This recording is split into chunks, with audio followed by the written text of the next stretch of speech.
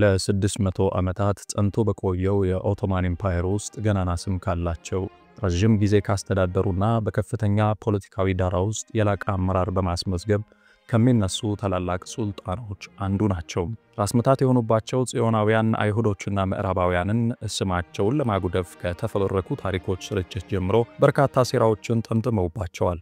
በሚገርም ሁኔታም ውስን አረቦች ለሴራው ተጋላጭ ሆነው ሱልጣኑን በከፋ ሁኔታ እስከ መጥላት ደርሰዋል። በ33 ዓመት አገዛዝ ስርዓታቸው በብልሃት፣ በጽናት፣ በጀግንነት፣ በትህትናና ቆራጥነታቸው ይታወቃሉ። ታሞ ለመሞት መንፈቅ ቀርቶት ያጣጥር የነበረውን ኤምፓየር ተረክበው ከህመሙ አገግሞ ገናንነቱን እንዲያስመልስ አስችለውታል። ከሰፊው ግዛታቸው ውስጥ የአይሁድን መንግስት ፍልስጤም ላይ ለመመስረት መላው አውሮፓ ቢያሴር የእግር እሳት ቢሆንባቸውም ያንን ሁላ ተቋቁመው ፍልስጤምን የፍልስጤም ህዝቦች ብቻ አድርገው ቆይተዋል።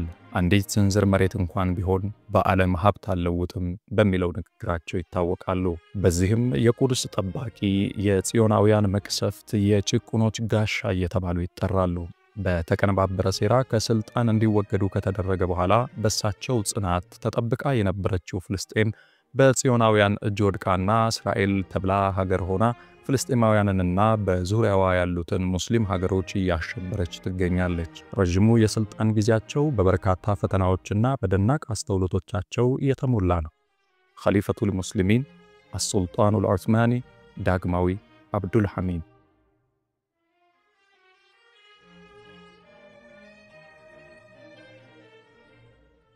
ውድ የቻናሌ ተከታታዮች፣ እኔም ከሰፊው የሱልጣኑ ታሪክ በጥቂቱ ቆንጥሬ ማንነታቸውን ለማሳወቅ ብቻ በሚሆን ልክ ታሪካቸውን ላስቃኛችሁ ነው።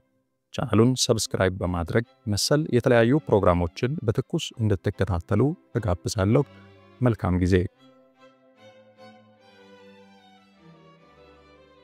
አይበገሬው ሱልጣን አብዱል ሐሚድ።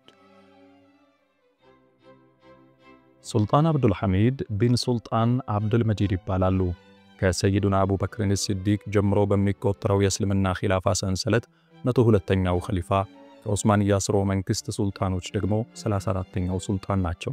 በኦቶማን ኤምፓየር ሙሉ ታሪክ ውስጥ ስማቸው ገነው ከሚነሱት ሙሐመዱል ፋቲህ፣ ሱለይማን ቃኑኒና መሰል ዝናቸው የዳኘላቸው ሱልጣኖች መካከል አንዱ ተደርገው ይቆጠራሉ። እንደ አውሮፓውያን አቆጣጠር 1842 ላይ ሴፕቴምበር 22፣ እንደ ሂጅራ አቆጣጠር ደግሞ በ1258 ሻዕባን 16 ቀን ኢስታንቡል ጉርገን ቤተመንግስት ውስጥ ከአባታቸው ሱልጣን አብዱል መጂድና ከግሪካዊቷ እናታቸው ቴሪሙጅ ካን የተወለዱት ሱልጣኑ መወለዳቸውን ተከትሎ በሱልጣኑ አባታቸው መላው ኢስታንቡልን ያዳረሰ ይህ ቀረው የማይባል ድግስ በይፋ ተደግሶላቸዋል።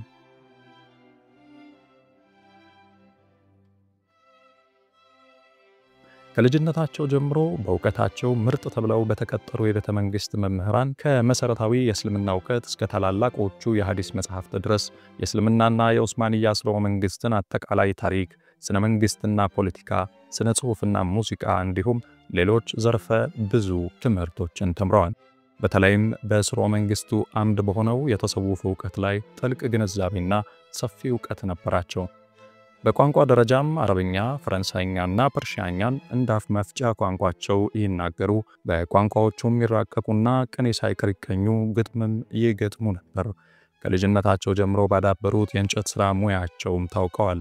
እንደውም የእንጨት ሥራ ከልጅነታቸው ጀምሮ እስከ ህልፈታቸው እንዳልተለያቸውና በግዞት ብቸኝነት ላይ በነበሩበት ጊዜ ትልቁ መጽናኛቸው እንደነበር በታሪክ ተመዝግቦ ይገኛል።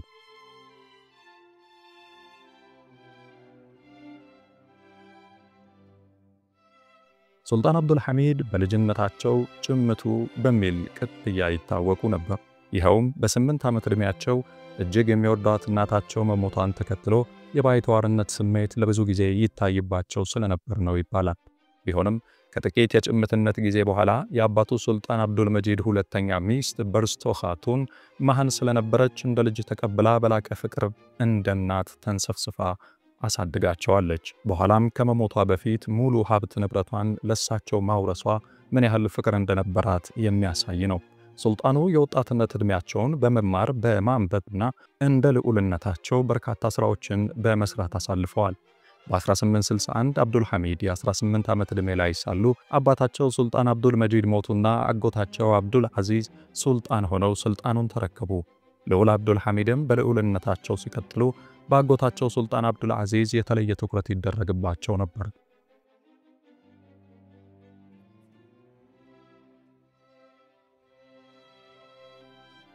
አብዱል ሐሚድ በ25 ዓመት ዕድሜያቸው ለጉብኝት ከአጎታቸው ሱልጣን አብዱል አዚዝ ጋር ወደ አውሮፓ ቀኑ። ልዑሉ እንደ ልዑልነታቸው ከሱልጣኑ አጃቢዎች ጋር በመሆን በታላቅ ክብር የህይወቴ ስንቅና የፖለቲካ ረዳዴን የቀየረ የሚሉትን ጉብኝት ማድረጋቸው ከህይወታቸው አበይት ክፍሎች መካከል አንዱ ነበር። የኦቶማን ልዑካን ቡድን በአውሮፓ ውስጥ የዚያን ዘመን ዕውቅ ፖለቲከኞች ለማግኘትና ለመወያየት በቅቷል። ታዲያ ልዑሉ በዚህ ጉብኝታቸው ሳልሳዊ ናፖሊዮንን በፈረንሳይ፣ ንግሥት ቪክቶሪያን በእንግሊዝ፣ ዳግማዊ ሊዮፖልድን በቤልጂየም፣ ቀዳማዊ ጊሊዮምን በጀርመን፣ ፍራንሳ ጆሴፍን በኦስትሪያ በማግኘት ለማነጋገር በቅተዋል። በዚህ ጉብኝታቸውም በከፍተኛ ሁኔታ የዓለምን ፖለቲካ ለመረዳትና የሀገራትን አቅም ለማጥናት ችለዋል። በጉዟቸው መላው አውሮፓ ማለት እንግዳ አኗኗርና የተለየ ስርዓት የሚከተል ህዝብ ማዕከል መሆኑን፣ ስነ ምግባር ልኳን ያጣችበት፣ ስርዓት አልበኝነት የተንሰራፋበት፣ የኑሮ አውድ የበዛበት መሆኑን፣ ኢንዱስትሪና ወታደራዊ ማዕከላት ግን ከፍተኛ እድገት ላይ የደረሱበት ቀጠና መሆኑን፣ በተለይም ፈረንሳይና ጀርመን በእግረኛ ጦር፣ እንግሊዝ ደግሞ በባህር ኃይሏ ከፍ ያለ ደረጃ ላይ እንዳሉ የዓለም ፖለቲካ ሴራዊ መዘወሪያዎቹም እነዚህ ሀገራት መሆናቸውን ተረድተዋል።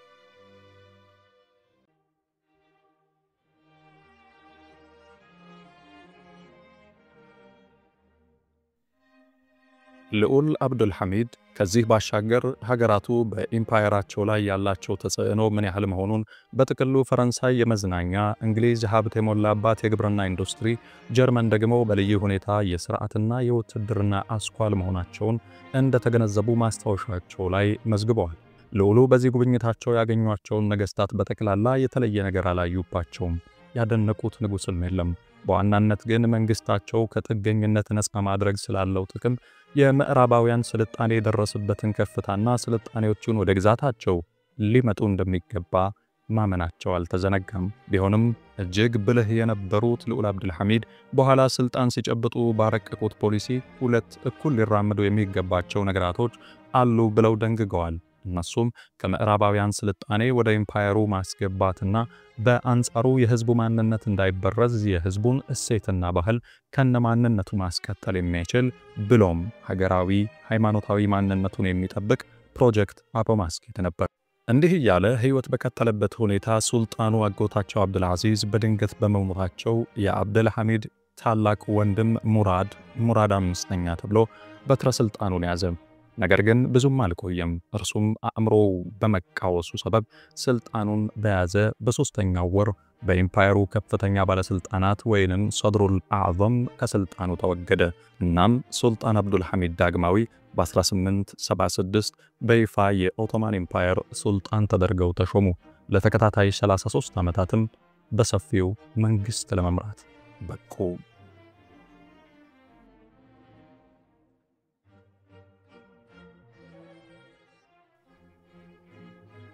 በስልጣን ዘመናቸው በኢምፓየሩ ላይ ታላላቅ ክስተቶች ተስተናግደዋል። በሰዓቱ ግዛታቸው ከመላው አረቢያ ምድር እስከ ቱርኪስታን፣ ሊቢያን ጨምሮ ከሰሜን አፍሪካ እስከ ቡልጋሪያ ምድር የተዘረጋ ነበር። የአሁኖቹ ግብፅ፣ ሊቢያ፣ ቱኒዚያ፣ አልጄሪያ፣ ከፊል ኤርትራ፣ ሶማሊያ፣ የመን፣ ሳውዲ አረቢያ፣ ኢራቅ፣ ቱርክ፣ ሶሪያ፣ ጆርዳን፣ ፍልስጤም፣ እስራኤል፣ ሊባኖስ፣ ቆብሮስ፣ ኢራን፣ አርሜኒያ፣ ኩርዲስታን፣ ቡልጋሪያ፣ አዘርባይጃን፣ ግሪክና ሌሎች በርካታ ሀገሮች በግዛታቸው ስር የሚተዳደሩ የሰፊው መንግስታቸው አካል ነበሩ። ቢሆንም በሳቸው ዘመን በከፍተኛ ጫና ከግዛቱ ምዕራባዊ ክፍል ቱኒዚያ፣ ግብፅና ቆብሮስን የመሰሉ በምስራቅ በኩል ደግሞ ቡልጋሪያና ሄርሲክን የመሰሉ ግዛቶች ከመንግስቶቻቸው ቁጥጥር ወጥተዋል። ቢሆንም በርካታ ምርታ የታየባቸው ስር ነቀላዊ ለውጦችን የስልጣን ዘመናቸውን ያሳምሩ ክንውኖች ነበሩ። ከነዚህ ውስጥ መዲነቱል ሙነወራን ከደማስቆ ያገናኘውን የሂጃዝ ባቡር ሐዲድ፣ የባግዳድና የረምላ ባቡር ሐዲዶች፣ ከፍተኛ የሆነ የእህል ምርታማነት፣ የከፍተኛ ትምህርት ከፍተኛ ስርጭት፣ የፍትህና የሙያ ትምህርት ቤቶች መስፋፋት፣ የውትድርና ማሰልጠኛ መቋቋምና መሰል ስራዎች ጎልተው ይነሳሉ። በተለይም ሱልጣን አብዱል ሐሚድ ከአውሮፓ የገንዘብ ባለሙያዎች በማምጣት የኦቶማን ኢምፓየርን ዕዳ ማስቀነሳቸው ጎልቶ ይነገርላቸዋል።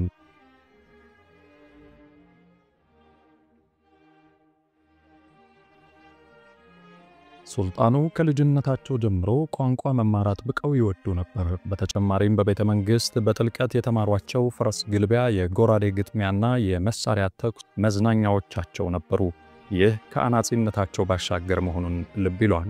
በተለይ ከወጣትነታቸው በኋላ ግን ንባብ እጅግ ልባቸውን ገዝቶታል። እናም በቀን ውስጥ ሰፊ ጊዜያቸውን በንባብ ያሳልፉ ነበር።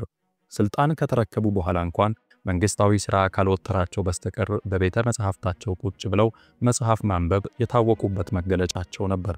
እንደውም የመንግስት ሥራቸውን በማንበብ በድለውታል እስኪባል ድረስ ይወቀሱ ነበር። በተፈጥሯቸው ከኢሻ ሰላት በኋላ ወዲያው ወደ እንቅልፍ የሚሄዱት ሱልጣኑ እንቅልፍ እስኪወስዳቸው ድረስ እንኳን መጽሐፍት ያስነብቡ ነበር። ሱልጣኑ ከእንጀራ እናታቸው በወረሱት ሀብት የእንስሳት እርባታና የንግድ ሥራ ላይ መሳተፍ ትርፋማ መሆን የጀመሩት ገና በልጅነታቸው እንደነበርም የታወቀ ጉዳይ ነው። በዚህ የግል ሀብታቸውም በኢስታንቡል የሕፃናት ሆስፒታልና የአረጋውያን መጦሪያ ማዕከል ገንብተዋል። ብዙ ቦታም ዘርፈ ብዙ ኸይር ሥራዎች ላይ ያለ ስስት ይመጸውታሉ። እንደውም በይፋ በታወቀው ሥራቸው በድብቅ የሚሰሩት በእጅጉ ይበልጣሉ ነው የሚባለው።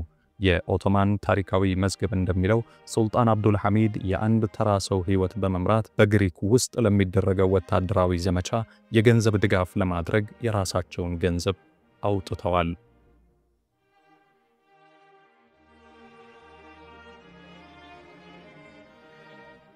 በዲናቸው ላይ የነበራቸው ጥንካሬም ከሌሎቹ በቅርበት የሚያውቋቸው ሱልጣኖች አንጻር እጅግ ከፍ ያለና ቤተ መንግሥቴን አንቆጥቁጡልኝ የማይሉ ከተራው ሕዝብ ጋር ከመስጊድ የማይጠፉ ሰለዋት ከማውረድ የማይዘነጉ ደጋግመው ነብዩን በህልማቸው ማየት የታደሉ ድንቅ ሰው ነበሩ። አሁን መላው አይሁድ እንደ ደመኛ ያያቸው እንጂ በሱልጣኑ ዙሪያ በቂ ዕውቀትና እውቅና ያላቸው የቡዳፔስት የአይሁድ ዩኒቨርሲቲ ፕሮፌሰርና ፕሬዚደንት አርሚኒየስ ዋምብሪ ስለ ሱልጣን አብዱል ሐሚድ እርሱ የብረት ለበስ አስተዳደር መሪ፣ የጤናማ አእምሮ አባት፣ በጣም ከፍ ያለ የረጋ ባህሪ፣ አደብ የሞላበት ስነ ምግባር ባለቤት ነው። እንደውም ትክክለኛው የኦቶማን አስተዳደግ የሚንጸባረቅበት ሱልጣን ቢኖር እርሱ አብዱል ሐሚድ ነው። ሱልጣኑ ትሁትና ጨዋ ነው። ሁሉም የአውሮፓ ነገሥታት እንደሚያደርጉት ግዙፉን አልባሳት ተጎናጽፎ ሌላውን ማናናቅና የላቀ አክብሮት መከጀል አይታይበትም። ያገኘውን ንጹህና የተተኮሰ ያልተጋነነ ልብስ ይለብሳል። በተለይም አብሮት ያለውን ሰው ከንጉሥ ፊት ያለ አይነት ስሜት እንዳይሰማው የሚያደርግበት ስብዕና እጅጉን ይገርመኛል። ሃይማኖት፣ ፖለቲካ፣ ታሪክ ላይ ያለው ግንዛቤም ጥልቅ ነው። ለሃይማኖቱ ቅርብና ሊቃውንትን የሚያከብር የሚያቀርብ ትጉህ ስብዕና ነው ሲሉ መስክረውለታል። ውድ የፕሮግራሜ ተከታታዮች የሱልጣን አብዱል ሐሚድ ታሪክ አላለቀም። ስለ ስብዕናቸው ይህን ያክል ካወራን በክፍል 2 ፕሮግራሜ ደግሞ በስልጣን ዘመናቸው ስላሳደሩት ተጽዕኖና ስለገጠማቸው ፈተና እስከ ህልፈታቸው ያለውን አስቃኛችኋለሁ። ሰላም።